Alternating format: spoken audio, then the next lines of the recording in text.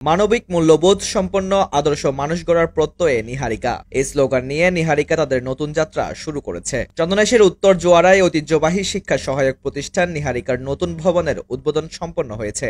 নিহারিকার পরিচালক জিয়াউদ্দিন রাসেলের সঞ্চালনায় বক্তব্য রাখেন শাহনেওয়াজ ইরফান, শাহ আলম সজীব, ফারুকুল ইসলাম হৃদয় এবং শাহেদুল ইসলাম শাহেদ, মোহাম্মদ আলম, মাওলানা মাসুদুর রহমান, মাওলানা নাসির উদ্দিন, জনাব আবুল ফজল, কালাম মেম্বার ও আহমদ হোসেন।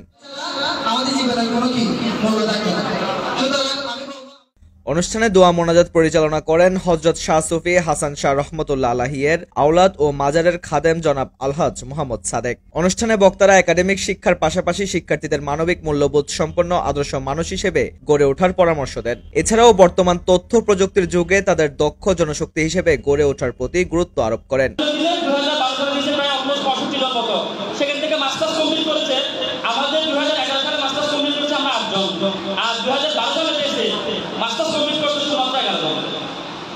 আপনি একটা রেশিও দেখেন, এসএসসি পরীক্ষা শেষ করার পর থেকে মাস্টার্স পর্যন্ত রেশিও যদি হিসেব করলে 1/3, 100 জনের মধ্যে 20 জনের কম।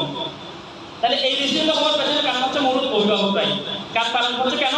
কারণ আমরা বারবার আপনাদের কেন বলতেছি, কারণ বিভিন্ন মনীষীরা বলেছেন যে আমাকে একটি নেপোলিয়ন বলেছেন যে আমাকে শিক্ষিত মা দেন, আমি আপনাকে শিক্ষিত জাতি দিব। আমাদের অভিভাবক যদি সচেতন হয় তাহলে অবশ্যই কি হবে, স্টুডেন্ট অবশ্যই ভালো করবে। চন্দনাইশ প্রতিনিধির তথ্যচিত্রে CHD নিউজ 24।